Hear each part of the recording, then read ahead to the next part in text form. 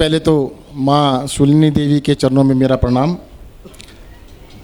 मंच पर उपस्थित हमारे सभी साथीगण और सामने बैठे सभी लोगों को मेरा नमस्कार।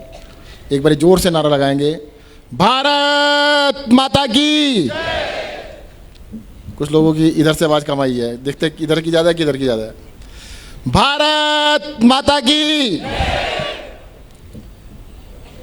देखिएगा, भाषण तो आप रोज ही सुनते हैं और अक्सर भाषण में सुनते सुनते सो भी जाते हैं। तो क्या होता है कि भाषण सुनते सुनते कहते हैं अब ख़त्म हो गया तो चलो घर चलते हैं। मैं आपको कोई भाषण नहीं दूंगा। मैं चाहता हूं कि आप लोग अपने मन में जो भी सवाल है हिमाचल की राजनीति के बारे में, हिमाचल की तरक्की के बारे में, दिल्ली में हमने क्या किया, या जो भी प्रश्न आपके दिमाग में है, एक एक करके हाथ उठाइएगा। मैं सबसे प्रश्न पूछूंगा और उसका जवाब साथ साथ दूंगा। आप जो भी प्रश्न पूछना चाहें, ज़रूरी नहीं कि ऐसा प्रश्न ना पूछे कि भाई ये बुरा लगेगा, कोई बात नहीं, हमें बुरा नहीं लगेगा, पहले ही बता देता हूँ। आप जो भी प्रश्न पूछना चाहें, जिस तरह का भी पूछना चाहें, यू आर ओपन। इनको माइक दे देना। अंकल जी को कोई माइक है क्या किसी के पास? कॉर्डलेस। इधर अंकल जी बैठे, इनको दो। ये खुल सकता है क्या? ये माइक वाले भैया है क्या? धन्यवाद जी। आज मुझे मौका मिला, लेकिन मेरे 3 बातें जो हैं वो दिल्ली के बारे में है, हिमाचल की तो अभी मैं बात नहीं करूँगा। ठीक सर, बताइए। आपकी इजाज़त हो तो मैं जरूर जरूर। 2.5 मंजिल मकान जो है पहले पास हुए थे, उसको 3 महीने बनाने के लिए खोल दो, दी गई। हाथ में पकड़ना चाहता हूँ। दोनों पकड़ लूँगा। हाँ, 2.5 मंजिल के जो प्लॉट थे और पहले 2.5 मंजिल के बाद 3 मंजिल परमिशन दी गई। 3 बार ऑनलाइन मैंने अप्लाई किया, किसी न किसी बहाने से वर्क बैंक ने रिजेक्ट कर दिए, ये लाओ जी वो लाओ, और 3 बार उन्होंने बंद कर दिया। दूसरा सवाल, पानी, मेरा दिल्ली में घर है प्रशांत विहार में और मैं 40 साल से वहाँ रहता भी हूँ। पानी की सप्लाई आज अगर आप देखें तो आधा घंटे की सप्लाई है, और वो भी दूसरी मंजिल, पहली मंजिल तक पहुंचती है, दूसरी मंजिल में नहीं पहुंचती। और पहली मंजिल के लिए भी 4 आदमी के लिए भी सफिशिएंट नहीं है वो। और तीसरा मेरा सवाल ये है कि प्रॉपर्टी टैक्स डिपार्टमेंट आपका, मेरा जो घर है जिसकी मैं प्रॉपर्टी टैक्स देता हूँ, 40 साल से मैं 4 लाख रुपए प्रॉपर्टी टैक्स दे चुका हूँ, 1 पैसा भी मेरे अकाउंट में क्रेडिट नहीं है। और डिमांड अगर हम देखें तो मेरी डिमांड मेरे प्रॉपर्टी के बारे में खड़ी है, वो मेरे से कहते हैं 4 लाख रुपये, और मैं रसीदें देने के बावजूद भी वो अपडेट नहीं करते अकाउंट।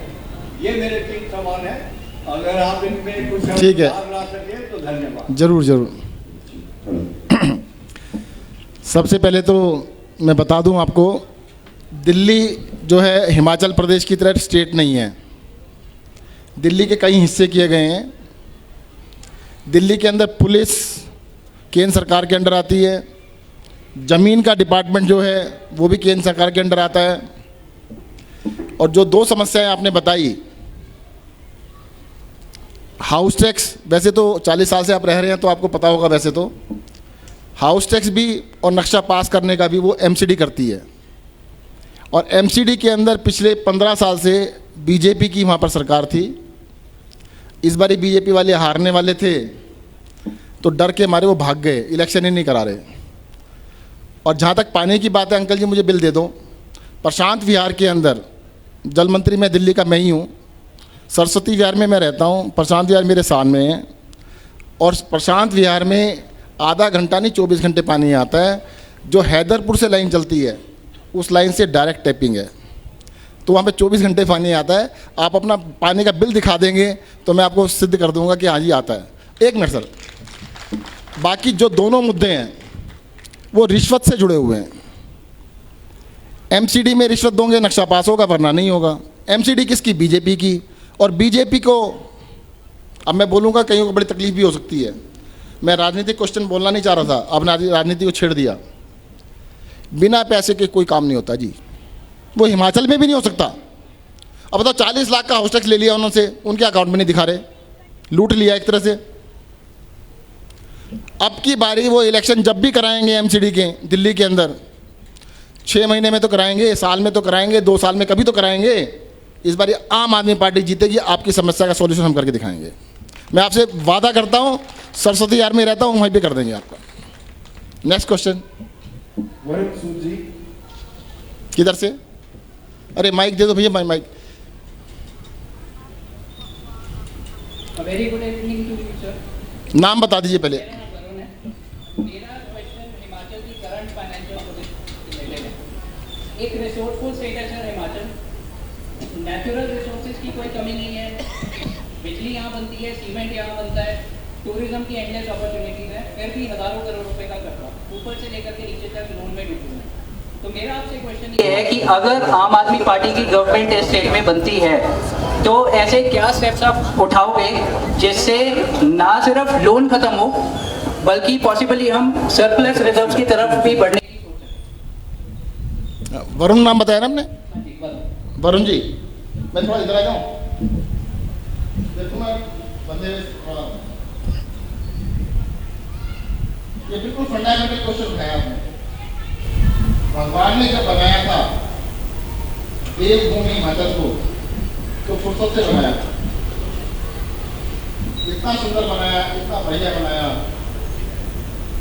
और गड़बड़ी हो गई। ये प्रकृति ने सब कुछ अच्छा बनाया, भगवान ने सब कुछ अच्छा बनाया, पर ये नेता अच्छे नहीं मिले। हिमाचल प्रदेश के अंदर आपने टूरिज्म की बात की, मैं स्विट्जरलैंड कई बार गया हूँ। स्विट्जरलैंड के अंदर छोटे से छोटे गांव में चले जाना, क्या खूबसूरत जगह मिलेगी। लोग पता क्या कहते हैं, शहर में जाओगे उससे सुंदर गांव मिलेगा, और गांव से सुंदर हैमलेट बोलते छोटे से 4 घरों का वो मिलेगा। हिमाचल में हमने क्या कर रहे हैं, भगवान ने सुंदर बनाया और हम उसको खराब करने में लगे हर तरफ से।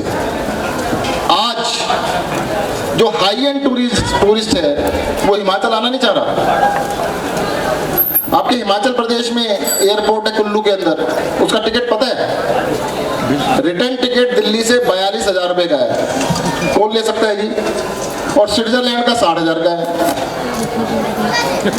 तो कई सारे लोग क्या करते हैं, जो हाई एंड वाले हैं ना, वो कहते हैं स्विट्जरलैंड ही चलते हैं। और इन नेताओं को जरूरत नहीं है, कहते हमें क्या जरूरत है, जानबूझ के स्कैरिसिटी कर रखी।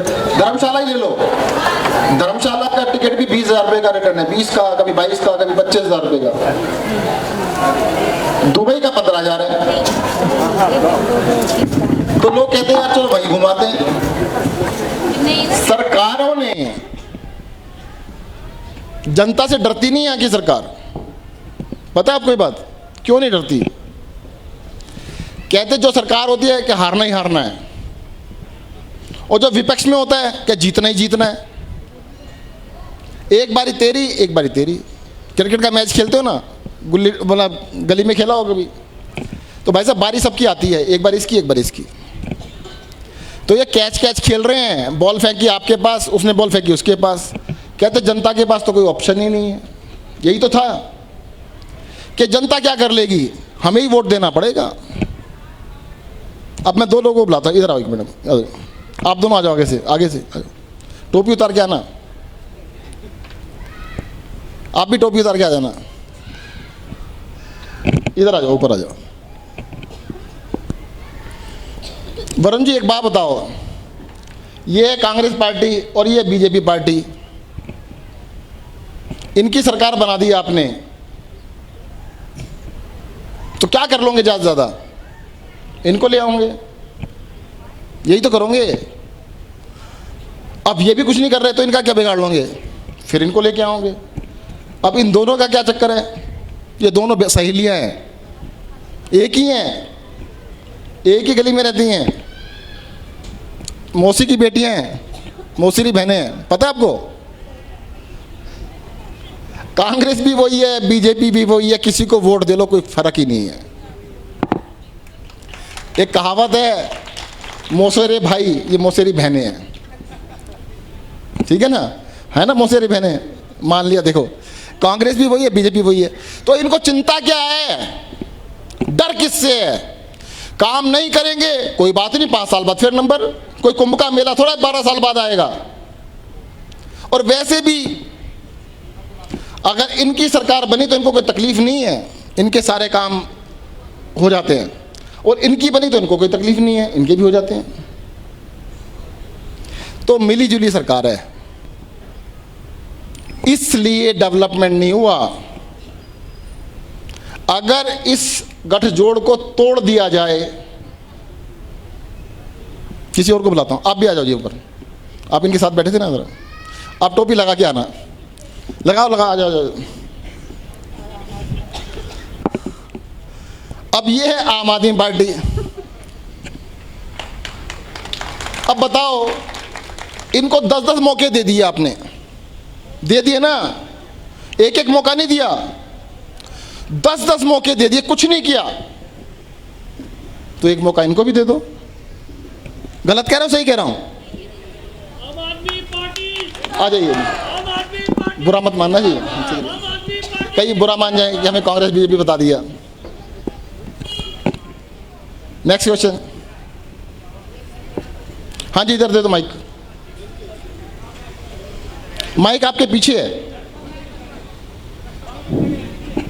सर, नाम मेरा नाम अनोखीराम वर्मा है और मेरा क्वेश्चन जो है वो किसानों से जुड़ा हुआ है। सर,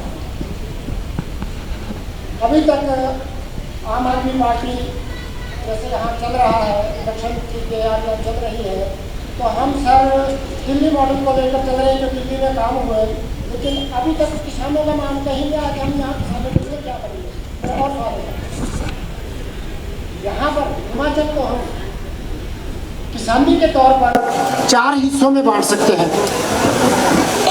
हमारा एक जो है सब्जी उत्पादक है, एक हमारा है जो बागवानी है, तीसरा हमारा है जो सिट्रस फ्रूट जहाँ होता है, और चौथा हमारा जो लोअर बेल्ट है जहाँ कणक चना और ये जो फसलें होती हैं। तो यहाँ अलग अलग जो है समस्याएं, वो किसानों की अलग अलग समस्याएं हैं सर। अभी जैसे मान लो यहाँ हमारे सब्जी होती है सर, सब्जी के लिए अभी अगर ओलावृष्टि हो जाती है तो सारी फसल खत्म है सर।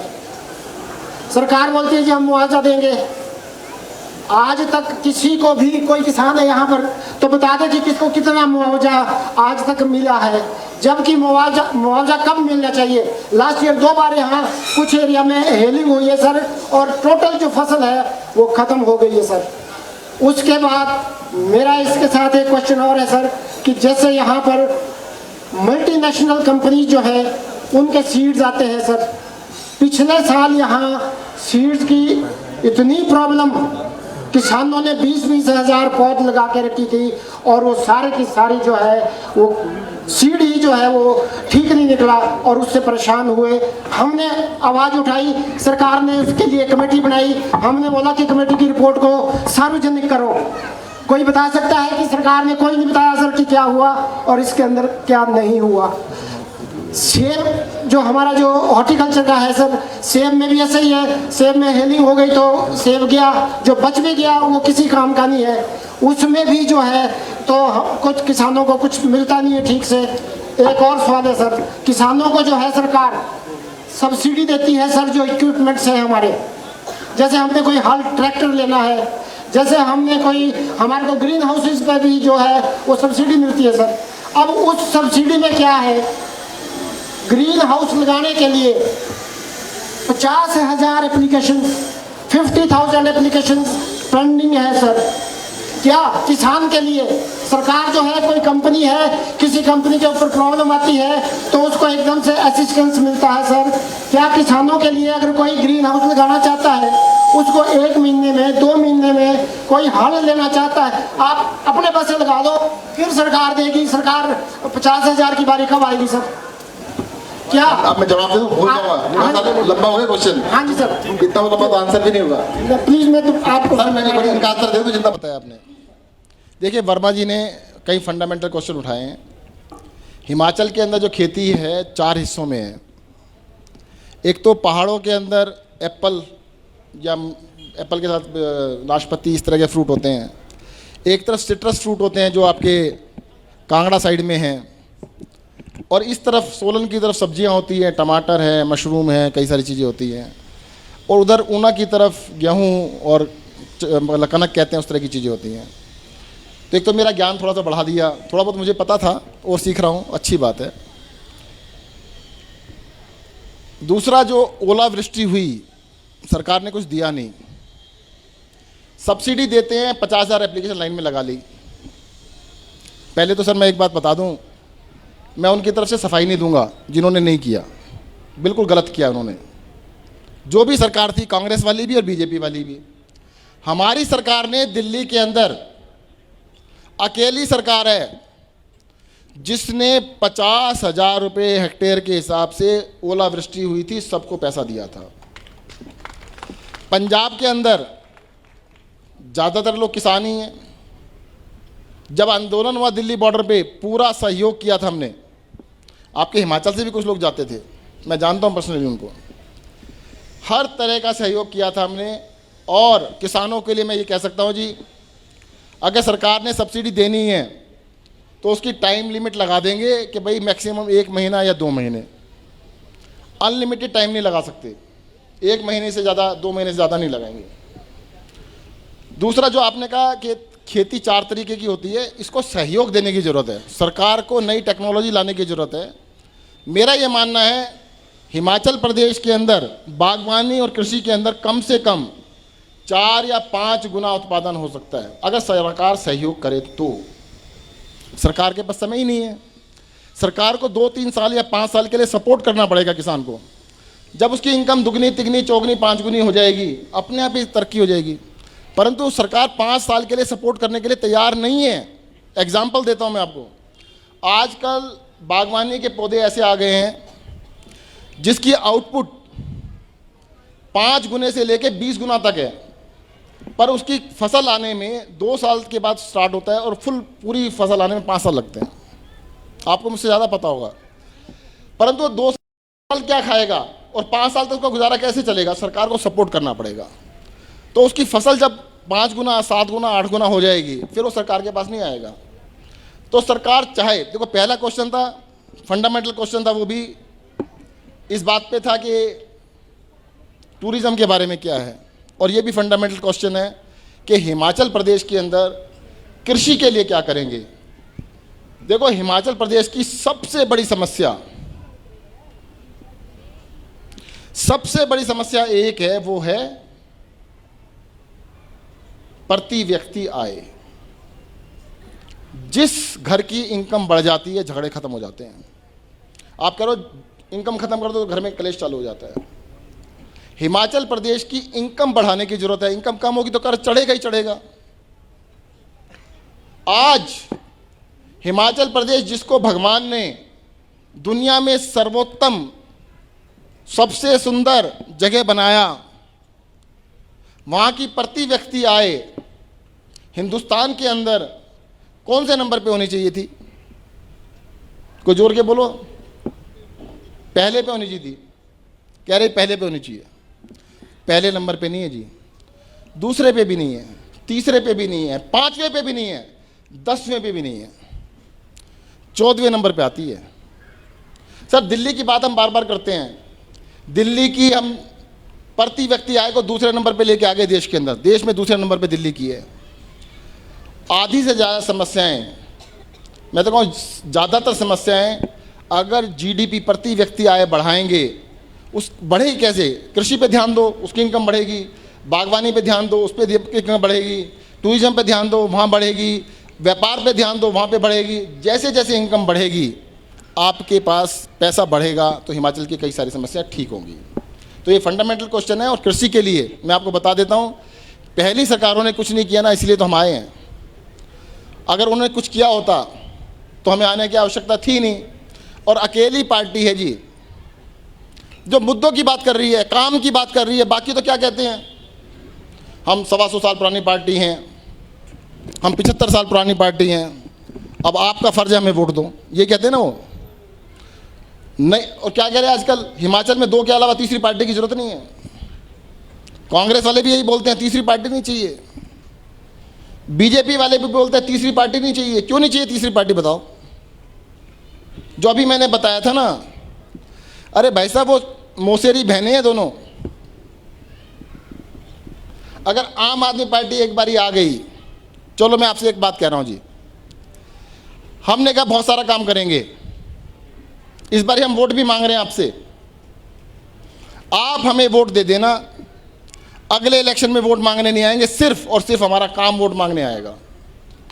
हम आपसे कहेंगे कि अगर हमने आपके लिए काम किया है, जो हमने कहा था, हम कृषि की प्रॉब्लम्स को सॉल्व करके दिखाएंगे, अगर करके दिखाया तो वोट देना, वरना मत देना। इस बारी 2020 दिल्ली के इलेक्शन हुए, अरविंद केजरीवाल अकेले मुख्यमंत्री ऐसे हैं देश के अंदर जिन्होंने जनता से पता क्या बोला, अगर मैंने 5 साल काम किया है तो मुझे वोट देना, वरना वोट मत देना। जनता ने वोट दिया क्योंकि काम किया था। आपके यहाँ के मुख्यमंत्री क्या कह रहे हैं, अगर 16 ना आएंगे कहीं मैं 100 करोड़ की योजनाओं का उद्घाटन, शिलान्यास, कहीं और जाएंगे 200 करोड़, वहाँ जाएंगे 300 करोड़। उनसे पूछो भाई ये क्या है कि हम अगली बारी काम करेंगे। अरे अब तक क्यों नहीं किया था, किसने रोका था काम करने से? अरविंद केजरीवाल जी ने उनका हाथ पकड़ा था क्या काम नहीं करना? नहीं हम अगली बारी करेंगे। अभी तक क्या कर रहे थे, हम पेपर लीक कर रहे थे जी, समय ही नहीं मिला। कोई घोटाला, भर्ती घोटाला चल रहा है, ये वाला घोटाला चल रहा है, वो वाला घोटाला चल रहा है। अब अगली बारी काम क्यों करोगे? क्योंकि केजरीवाल जी आ गए हैं ना, इसलिए। यही तो कह रहे हैं। शुरू में हम हिमाचल में आए, पहला क्वेश्चन, फ्री बीज क्यों दे रहे हो जी आप? सबसे पहला क्वेश्चन, फ्री में क्यों दे रहे हो कुछ भी? मेरे तो ऊपर चढ़ गए, कहते फ्री में क्यों देते हो? मैंने अच्छा जी क्या होता है इससे? कहते सब कुछ बर्बाद हो जाता है। मैंने किसने कहा है? कि बीजेपी ने कहा है। अगर आपको 300 यूनिट बिजली फ्री मिले तो गलत, और 125 दे तो ठीक। 125 फ्री भी नहीं है, 300 गलत है। महिलाओं को, यहां पे महिलाएं बैठी, महिला से पूछूंगा मैं, अगर पूरी बस यात्रा फ्री, जैसे दिल्ली में 4 साल से फ्री है, तो गलत, आधी तो ठीक। मतलब आपको शिमला जाना है, 50 किलोमीटर है, 25 किलोमीटर के पैसे आप देंगे और 25 किलोमीटर की सरकार देगी, वो तो ठीक है। अरे दिसंबर तक देंगे, दिसंबर तक। मुझे बताया था तो कह देंगे, दिसंबर के बाद जुमला था, आधी यात्रा के पैसे दे तो ठीक और पूरी के दे तो गलत। मतलब जो बच्चा होशियार है वो तो गलत, उसकी नकल मारने वाला ठीक। अरे भाई एक पेपर हो रहा था, आगे बैठे अरविंद केजरीवाल और पीछे बैठे, नाम आपको पता है, उसमें पूछा गया कि आप हिमाचल की जनता के लिए बिजली में क्या करोगे? आगे वाले ने लिखा मैं 300 यूनिट फ्री दूंगा, सबको 24 घंटे बिजली दूंगा। पीछे वाले ने लिखा मैं 125 यूनिट दूंगा, कभी कभी दूंगा, और दिसंबर के बाद बिल्कुल नहीं दूंगा। दूसरा क्वेश्चन, पानी के लिए क्या करेंगे? अरविंद केजरीवाल जी ने लिखा हिमाचल में मैं इतना भगवान ने पानी दिया, सबको 24 घंटे पानी दूंगा, फ्री में दूंगा। उन्होंने कहा भाई 24 घंटे हमें नहीं पता क्या होता है, कुछ लोगों को हम दिसंबर तक फ्री देंगे। पीछे वाले ने लिखा महिलाओं की बस यात्रा पे भी अरविंद केजरीवाल ने लिखा सभी महिलाओं को बस यात्रा सभी बसों में फ्री होगी और पूरे 5 साल होगी। पीछे वाले ने क्या लिखा? आधा किराया वो देंगे महिलाएं, आधा किराया सरकार देगी दिसंबर तक। तो पूछा गया भाई दिसंबर में क्या है? नवंबर में इलेक्शन हो जाएंगे ना। और अति तो तब हो गई, एक क्वेश्चन और आ गया, उसमें क्वेश्चन था आपका नाम क्या है? आगे वाले ने लिखा अरविंद केजरीवाल, पीछे वाले ने क्या लिखा? अरविंद केजरीवाल। तो वोट किसको दोगे? अरविंद केजरीवाल को। तो ये तो नकल करने वाला भी जानता है कि भाई करेगा तो अरविंद केजरीवाल ही, ये नहीं करने वाले। Thank you. और कोई क्वेश्चन? पहले महिलाओं को दे दो, महिला का नंबर नहीं आया अभी। पत्रकारों का बाद में सर, आप उमा ठाकुर जी, अभी 5 मिनट बाद। नमस्कार सर। सर मेरा नाम बिमला नाता है, मैं एक कंपनी की एम्प्लॉयज़ हूँ।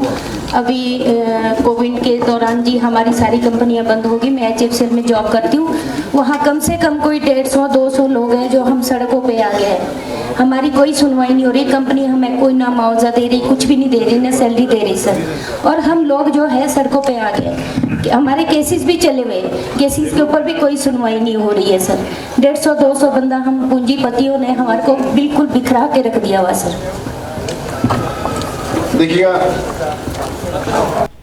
अभी तो कुछ नहीं कर सकते, 6 महीने का समय है। आम आदमी पार्टी की सरकार बनने दीजिएगा, जरूर हम आपके लिए काम करेंगे, कुछ ना कुछ इसका सोल्यूशन निकालेंगे। अभी तो देखो बीजेपी की सरकार है, वो तो कुछ भी नहीं होने देंगे, और हमारा यहाँ पे सरकार है नहीं। अब सरकार बनेगी तो जरूर आपके लिए काम करेंगे। सर बनेगी तो हमारा पक्का वादा है आपसे कि आपको हम जरूर जिताएंगे। Thank you. और हम भी बदलाव लाना चाहते हैं सर, क्योंकि बहुत लोग परेशान हो गए हैं इस सरकार से। ठीक है, thank you so much sir. Next इधर से। नमस्कार। नमस्कार जी। मेरा नाम रणदीप ठाकुर है और मेरा किसी पार्टी से कोई लेना देना नहीं है और मैं एक वोटर हूँ, साधारण वोटर हूँ। लेकिन मैं आप दिल्ली में आपकी सरकार है उसके लिए भी आपका धन्यवाद करता हूँ, स्वागत करता हूँ। लेकिन मैं एक जानना चाहता हूँ कि हम एक तो राजनीतिक तौर पर जो एक डिफेम ऐसे करते हैं ना, एक दूसरे को क्रिटिसाइज नहीं होना चाहिए, नंबर 1। और नंबर 2, मैं किसी की खिलाफत के लिए खड़ा नहीं हुआ और किसी की तारीफ के लिए भी खड़ा नहीं हुआ हूँ। मैं हिमाचल के बारे में और देश के बारे में कुछ बात करना चाहता हूँ। हिमाचल प्रदेश को जाना जाता है सेब राज्य से, और ये हमारा सौभाग्य है कि इसने हमारा नाम रोशन, हिमाचल की पहचान बनी। लेकिन उसके बाद जैन जी ध्यान दें आप, ये एक हिमाचल बेमौसमी सब्जियों के लिए जिला जाना जाता है। ये जाना जाता है जी बेमौसमी सब्जियों के लिए, और उसमें बेमौसमी सब्जियों में एशिया में पहले नंबर पर है। लेकिन जो हमारी लोअर बेल्ट है, शिमला से नीचे की 7, 8, 9 जिले हैं, उसके लिए आज तक कोई प्लानिंग नहीं बनी कृषि के लिए, एग्रीकल्चर के लिए। उसमें हमारे को उपेक्षित हम अपने को महसूस समझते हैं, और दूसरे नंबर पर उपेक्षित समझते हैं हम अपने को इसमें। ये जो निचली बेल्ट है चंबा से लेके अभी सूखा पड़ा, जिसमें हमारा बहुत नुकसान हुआ, मटर की फसल का और गेहूं की फसल का भी और सब्जियों का भी। लेकिन हमारे किसी भी पॉलिटिकल लीडर ने कभी कोई बात नहीं की कि ये हमारा इसके लिए कुछ सरकार से किसानों को राहत दी जाए। और आज तक मैं 3-4 बारी पंचायत प्रतिनिधि भी रहा, कोई योजना जब आती है तो इस ढंग से आती है कि उसको PWD के लिए, फॉरेस्ट के लिए, IPH के लिए पैसा आता है, नुकसान किसानों का होता है। ज़्यादा बारिश हो गई, ज़्यादा सूखा पड़ गया, लेकिन वो किसानों तक किसी तरीके से उसको हम नहीं पहुंचा पाते। ये एक तो ये हमारा नुकसान होता है, जो सरकार की योजना है वो किसानों तक नहीं पहुंचती। और दूसरे नंबर पर जो लोअर बेल्ट है उसके लिए आज तक ना कांग्रेस ने ना बीजेपी ने कोई योजना बनाई, और ना हमारे जनप्रतिनिधियों ने लोकसभा ने ना विधानसभा में इसकी कोई मांग उठाई। नंबर 1। नंबर 2, हमारे यहाँ एक आंदोलन हुआ, और हिमाचल का एक सौभाग्य है और भारत की एक शान है हिमाचल, कि हिमाचल में जाति प्रथा को हम लोग नहीं मानते हैं, और हम सभी लोग बड़े भाईचारे से रहते हैं, सब लोग इकट्ठे रहते हैं, कभी कोई किसी किस्म का विवाद नहीं होता है। लेकिन अभी एक आंदोलन हुआ, 75 साल हमारे देश को आज़ाद हुए। मैं नीति की बात करना चाहूँगा कि आपकी इस पर क्या नीति होगी। 75 साल हमारे देश को आज़ाद हुए और 50 साल हमारे को यहाँ लेक्चर सुनते हुए लीडरों के, नेशनल इंटरनेशनल वाजपेयी, बड़े बड़े लोगों के मैंने खुद यहाँ लेक्चर सुने। लेकिन उपेक्षित एक 50% या 60% जो जनता है देश की, 70 साल 75 साल पहले जब देश आजाद हुआ, आज हम सभी हम एक सही ढंग से रहते हैं, बराबर से रहते हैं। लेकिन स्वर्ण समाज आज अपने को पूरे देश में और प्रदेश में उपेक्षित समझता है। अभी एक आंदोलन हुआ है, स्वर्ण आयोग की मांग हुई, जिसको कि किसी पार्टी ने कोई समर्थन दिया, ना कांग्रेस ने दिया, ना विधानसभा ने दी, विधानसभा में न विधानसभा वालों ने दिया, मतलब बीजेपी कांग्रेस ने किसने, और उस आंदोलन को दबा दिया गया। क्या आप मानते हैं कि स्वर्ण समाज हमारा उपेक्षित वंचित समाज है। 75 साल बाद हमारे को कुछ नहीं मिलेगा, अन्याय मिलेगा, हमारे लोग बच्चे बेरोजगार होंगे, तो वो समाज कहाँ जाएगा और कहाँ इस देश को हम ले जा रहे हैं? मतलब अगर स्वर्ण समाज को आपकी क्या पॉलिसी होगी कि आप स्वर्ण योग का समर्थन करेंगे आम आदमी पार्टी के लोग के नहीं, सरकार पार्टी के नहीं करेंगे? ये मेरा क्वेश्चन है। देखिएगा, सर ने कई सारे क्वेश्चन एक साथ पूछ लिए। पहली बात तो वर्मा जी ने जो बात कही थी उसको उन्होंने पूछा दोबारा से कि भाई किसानों के लिए अलग अलग एरिया, अलग अलग समस्याएं हैं, और 50 साल से किसी भी नेता ने कुछ सुना नहीं है। तो पहली बार हम सुनने तो आए। मैं आपसे एक रिक्वेस्ट कर सकता हूँ, वाजपेयी जी को जरूर सुना आपने, पर उन्होंने आपको नहीं सुना। मैं आपको सुनने आया। हम आपकी सुन तो रहे हैं, आपसे समझ रहे हैं समस्या क्या है। मैं कब कह रहा हूँ कि मैं सबसे ज़्यादा होशियार हूँ? मैं तो नहीं कह रहा। आम आदमी पार्टी वही करती है जो आप कहते हैं। आम आदमी जो कहेगा वो करेंगे। और जहाँ तक बात रही सर, शिक्षा के ऊपर हमने दिया ध्यान सबके लिए। हमने किसी एक को अलग नहीं किया, किसी दूसरे को पास अलग नहीं किया। दिल्ली शहर के अंदर अगर दिल्ली की बाउंड्री के अंदर किसी का एक्सीडेंट हो जाता है, कोई भी इंसान हो, गरीब हो अमीर हो, जाति हम पूछते नहीं हैं, 1 लाख रुपए खर्चा हो या 50 लाख खर्च हो, आप मैक्स में लेके जाओ, फोर्टिस में लेके जाओ, अपोलो में लेके जाओ, बड़े से बड़े अस्पताल में लेके जाओ, हम डिफ्रेंशिएट नहीं करते, हम सबका इलाज करते हैं। हम भेदभाव में विचार नहीं करते, विश्वास नहीं करते। और आपने जो सबसे अच्छी बात कही कि हिमाचल प्रदेश के लोग जातिवादी नहीं हैं, तो अकेली पार्टी ऐसी जो जातिवादी नहीं है। हम तो देखते भी नहीं कि जिस मर्जी को खड़ा कर देते हैं कि भाई साहब अच्छा आदमी है, अच्छा इंसान होना चाहिए, इसको खड़ा कर दो। अरे यही तो ठीक करने आए हैं। आप सबके सहयोग से हम समग्र विकास की बात करेंगे, पूर्ण विकास की बात करेंगे। और इसके अंदर मैं आपको बता देता हूँ सबसे ज़रूरी चीज़ जो है, जैसे इंसान 2 टांगों पे चलता है ना, अगर एक टांग नहीं होगी तो बहुत स्लो चलेगा, और दोनों नहीं होंगी तो चल ही नहीं सकता। शिक्षा और स्वास्थ्य वो किसी भी समाज की 2 टांगे हैं। हर बच्चे को अच्छे से अच्छी शिक्षा अगर दे दी जाए, उसको एम्प्लॉयबल बना दिया जाए, वो अपने काम कर सके। दिल्ली में पता है बिजनेस ब्लास्टर्स का प्रोग्राम चला रहे हैं हम। दिल्ली सरकार के स्कूलों के बच्चे अपने नए उपक्रम लगा रहे, छोटी छोटी चीज़ें कर रहे हैं, जिसके अंदर वो लोगों से काम करके दिखाते हैं और कहते हैं हमने क्या बनना है, नौकरी नहीं करनी, 20 लोगों को नौकरी पे रखना है। ये हमने करके दिखा दिया है दिल्ली के अंदर, और एक बच्चा नहीं हज़ारों बच्चों के साथ करके दिखा दिया है। तो सबसे पहली चीज़ हम शिक्षा पे और स्वास्थ्य पे ज़रूर ध्यान देंगे। और जो हिमाचल प्रदेश की बाकी समस्याएं हैं, कृषि उसके अंदर बहुत बड़ी समस्या है, बागवानी, कृषि सब मिला के, टूरिज्म है, बेरोजगारी बड़ी समस्या है। अब तो एक समस्या और नहीं आ गई, चिट्टे की समस्या भी आ रही है, आनी चालू हो गई है, उस पर भी ध्यान देंगे। तो हिमाचल प्रदेश के अंदर बिजली, हाइड्रो इलेक्ट्रिक पावर बनती है। आपको मैं बता दूं, सरकार को 12% बिजली फ्री मिलनी चाहिए। पता आपको, हिमाचल प्रदेश को 12% बिजली फ्री मिलनी चाहिए। जितनी सारी कंजम्पशन है हिमाचल की, वो 12% से पूरी हो जाती है, यानी हिमाचल की सारी बिजली फ्री। पर इनसे कोई हिसाब पूछो भाई, कितने लोगों से आप 12% नहीं ले रहे? और अभी लेटेस्ट क्या किया आपने, अभी कह दिया 12 साल तक कुछ मत देना जी, 8 साल तक कुछ मत देना, 10 साल तक कुछ मत देना, उसके बाद 18% लेंगे। अरे 8 साल 10 साल किसने देखे? हिमाचल प्रदेश को जो बिजली मिलनी थी फ्री में, यहाँ के लोगों का राइट था, उसको सरकार ने राइट को रोंग कर दिया, और वो बिजली सारी उनकी।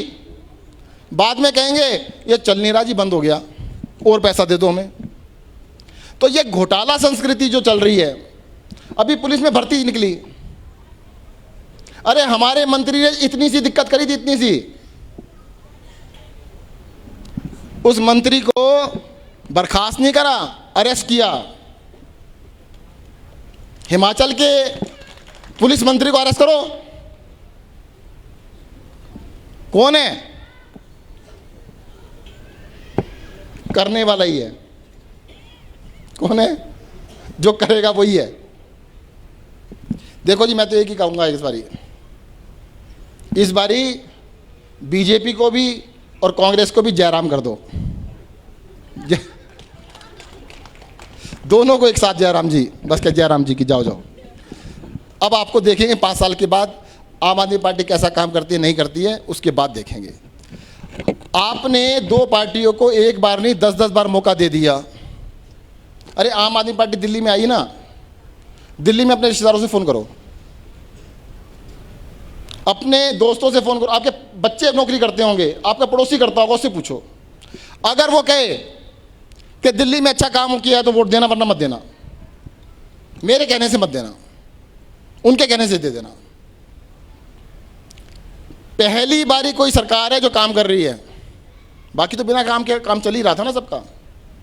तो मैं आपसे यही कहने आया हूँ, एक बार रिपीट कर रहा हूँ फिर से, इस बारी वोट मांगने आए हैं, इस बारी वोट दे देना। अगली बारी हमारा काम वोट मांगने आएगा और काम ऐसा करके दिखाएंगे कि इन दोनों पार्टियों को इसीलिए डर लग रहा है, एक बारी आ गए तो फिर जन ही जाएंगे यहाँ से। धन्यवाद, जय हिंद, जय भारत। जो जनता है सर, क्या आपकी पार्टी उसका समर्थन करेगी कि नहीं करेगी? क्योंकि हमने भी वोट देनी, हम भी सोच समझ के देंगे, क्योंकि 75 साल हमारे को सभी को देखते हो गए। सर जी, अगर आपकी पार्टी समर्थन नहीं करेगी तो कांग्रेस, बीजेपी को, आम आदमी पार्टी में क्या फर्क? 50% जनता हिमाचल की, 60% उपेक्षित समझती है। 75 साल हो गए, कब तक हम सहन करेंगे इस बात को? इस बात पर आपकी पॉलिसी क्या था? देखो, मैंने आपको बताया, पहले तो आपने ये कहा था कि मैं किसी राजनीतिक पार्टी से जुड़ा नहीं हूँ। सर जी, मेरी रिक्वेस्ट है, अब राजनीतिक बातें मैं चाह नहीं रहा करनी यहाँ पे। अब राजनीति की बातों को लाया जा रहा है।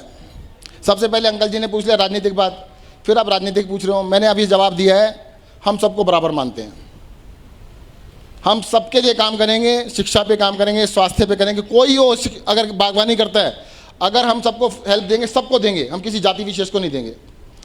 अगर बच्चा पढ़ रहा है तो उसको शानदार पढ़ाई देंगे, हम ये नहीं पूछेंगे कौन सी जाति का है।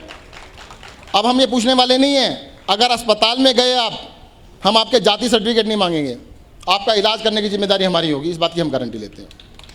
Thank you.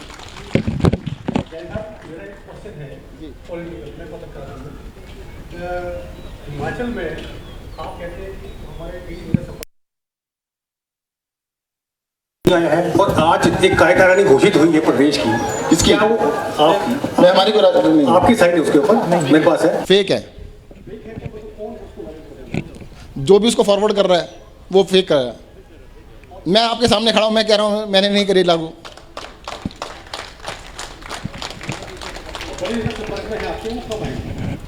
देखो, अब मैं सारी बातें कैसे बताऊं? कई तो पता क्या कह रहे हैं, सर अभी थोड़े दिन रुक जाओ, कहते बहुत तंग करेंगे ये लोग।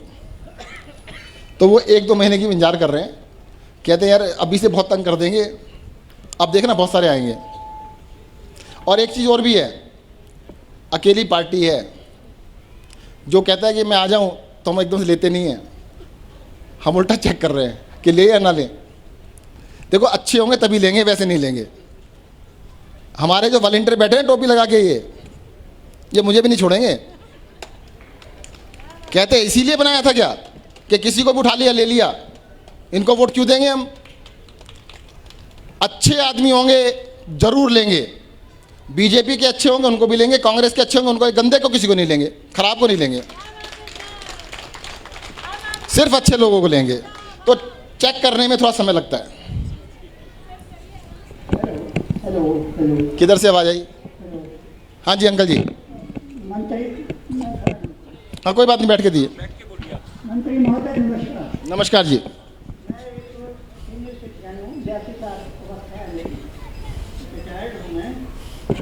आपसे मेरा प्रश्न है, जो ओल्ड पेंशन बंद की है 2003 के बाद, उसके बारे में आपकी नीति क्या रहेगी? इसकी स्टडी हम कर रहे हैं, परंतु ये इतना बड़ा मंच नहीं है यहाँ से को मैं डिक्लेरेशन कर सकूं।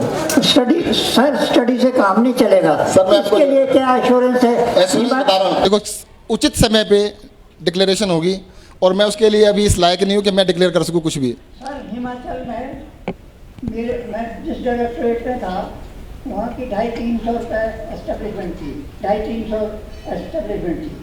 आज वहाँ 8-10 ऑफिसर रह पाए हैं केवल, बाकी सब आउटसोर्सिंग पर है, जिनका ना तो कोई भूख है ना कोई उनका भविष्य है। और पता नहीं कब तक वो आउटसोर्स करेंगे। देखो, मैं आपको ये कह सकता हूँ कि सारे एम्प्लॉयज़ की समस्याओं के ऊपर हम एक कमेटी बना के उस पर विचार विमर्श कर रहे हैं कि कैसे कैसे उनको सहूलियत दी जा सकती है, और अभी जल्दी उसके बारे में हम डिक्लेरेशन करेंगे क्या करना है, जल्दी बताएंगे आपको। एमएलए और एमपी को लाखों रुपया पेंशन मिलती है, हम नहीं देंगे। Thank you. ऐसा है, पंजाब के अंदर अभी तक पूरे देश में सिस्टम क्या होता है, एमएलए को जितनी बारी एमएलए बनते हैं उतनी पेंशन अलग मिलती हैं। पंजाब में हमने कानून ले आए हैं, एक ही पेंशन मिलेगी, उसको 4 पेंशन 6 पेंशन नहीं मिलेंगी। हिमाचल में भी कर देंगे ऐसा। आपकी जो ऑर्गेनाइजेशन है, आप पार्टी, उसमें हिमाचल के गांव में अभी तक कोई बोलबाला नहीं है, इसलिए जो आपकी ऑप्शन है उसको बड़े होना। मेरे हिसाब से मैं बहुत सीनियर हूँ, तो 4 आदमी जो है वो मेरी नज़र में है जिन अपने कार्य क्षेत्र में कुछ काम किया है, इसलिए मेरे आपसे रिक्वेस्ट है कि गांव आप अलग से बात कर लेंगे। गांव के लेवल तक ये ऑर्गेनाइजेशन का काम पहुंचना चाहिए। शहर में तो वैसे ही दर्शनार्थ भी लोग इकट्ठे हो जाते हैं, पर गांव तक आपकी पहुंच नहीं है, इसलिए मेरी रिक्वेस्ट है कि अगर पावर में आना है तो गांव की तरफ ज़्यादा ध्यान दीजिए। अंकल जी, गांव का नाम बता दो, आपके गांव का नाम बताओ। हिमाचल के सारे गांव, मेरे गांव का नाम है श्रीनगर एंड सलोगरा।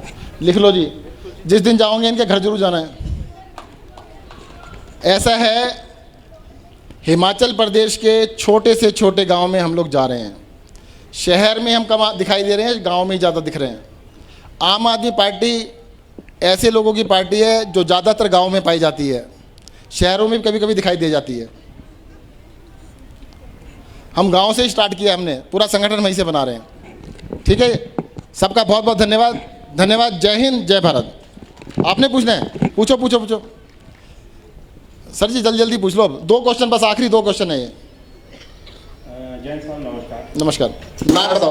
अनुपम अग्रवाल, मेरा नाम अनुपम अग्रवाल है, और मेरा सवाल आपसे ये है कि जब आप स्वास्थ्य सुविधाओं को सुधारने की बात करते हैं तो हमारे यहाँ एलोपैथी, होम्योपैथी, आयुर्वेद और यूनानी 4 पैथियाँ हैं जो कि सरकार से मान्यता प्राप्त। तो जब आप स्वास्थ्य सुविधाओं को सुधारने की बात करते हैं तो क्या चारों में आप इम्प्रूवमेंट करेंगे या सिर्फ एलोपैथी पे ध्यान देंगे? और दिल्ली में होम्योपैथी, आयुर्वेद और यूनानी पे क्या काम किया गया है, क्या आप इसे थोड़ा सा बताएंगे? धन्यवाद। पहली बात तो आपको पहला आंसर दे दूं, चारों पे काम करेंगे। दूसरा आंसर, दिल्ली के अंदर हमने चौधरी ब्रह्म प्रकाश आयुर्वेदिक हॉस्पिटल बनाया है, वो शायद एशिया का सबसे बड़ा हॉस्पिटल है और सबसे शानदार काम कर रहा है। और तिबिया कॉलेज जिसमें आयुर्वेदिक और साथ में आपका यूनानी दोनों का पढ़ाई की जाती है, डिग्री भी है, पोस्ट ग्रेजुएशन भी है, और दोनों जगह पोस्ट ग्रेजुएशन होती है। ये दोनों इंस्टीट्यूट बहुत ही फेमस इंस्टीट्यूट हैं, और होम्योपैथी के हमने 2 कॉलेज खोल रखे दिल्ली के अंदर। तो हम तीनों पैथियों के ऊपर भी ध्यान देंगे, साथ में एलोपैथी पे भी करेंगे। नमस्कार सर। अभी आपका नंबर लेते हैं।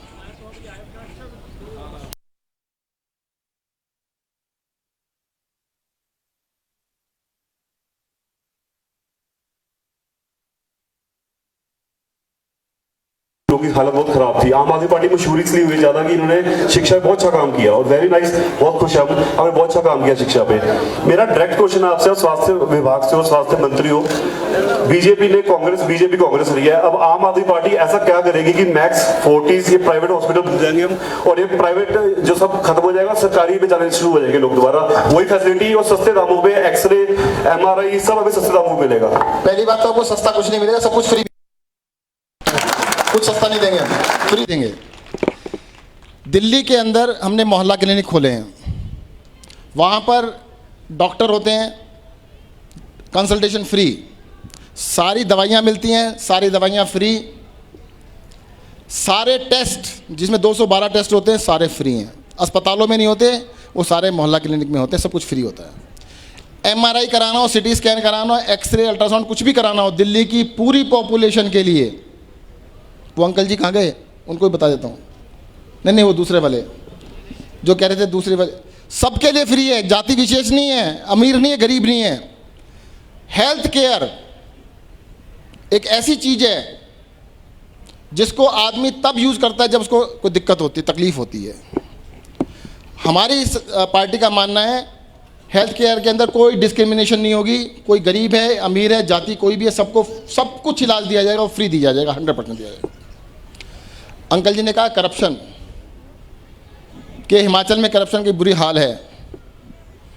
अब तो उसका एक ही इलाज है जी, जो करप्शन करने वाले हैं उनको इतने सालों से बार बार मौका दे लिया, अब और मौका मत देना जी।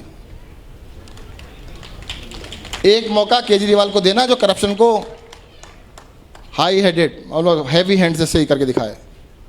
तो एक मौका आम आदमी पार्टी को, अरविंद केजरीवाल को दो, हिमाचल के अंदर करप्शन को ख़त्म करके दिखाएंगे। ये आखिरी प्रश्न है। हाँ जी।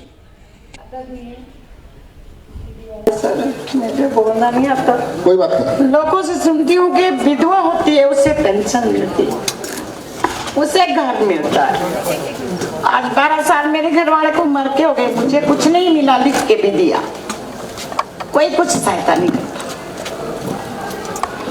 तो आज भी इस बारे में आप बताएंगे मेरे को कि मैं क्या करूं, रोड पे धक्के खाऊंगी? मैं भी आई क्यों, सोलन क्यों सर? कितनी बार कागज दे दिए, मेरे कागज इनको सामने नहीं आते और क्या आते हैं। जिनके कागज मेरे से बांध गए उनकी पेंशन सबकी आके मिल चुकी है, मेरी क्यों नहीं आती? मैं भी तो सोलन की हूँ सर। ये रिक्वेस्ट है मेरी आपके पास, बाद में नहीं बोलूंगी, लास्ट बार बोल दिया। Thank you. ऐसा ही जी दिल्ली के अंदर, हिमाचल का सिस्टम मुझे नहीं पता है, दिल्ली में 100% कोई भी विधवा हो अगर वो अप्लाई करती है तो सबको पेंशन दी जाती है 2,500 रुपये महीना, 2,500 रुपये में। बता दीजिए आंटी जी, दिल्ली में 2,500 रुपये महीना पेंशन सभी विधवाओं को हम देते हैं, हर एक को, किसी पे कोई डिस्क्रिमिनेशन नहीं होता है। एप्लीकेशन लगाने के बाद 2 महीने के अंदर मैक्सिमम उसकी लगनी चालू हो जाती है। हिमाचल प्रदेश के अंदर हमारी सरकार बनेगी, आपको 2 महीने के अंदर पेंशन लागू कर देंगे, इस बात की हम गारंटी लेते हैं।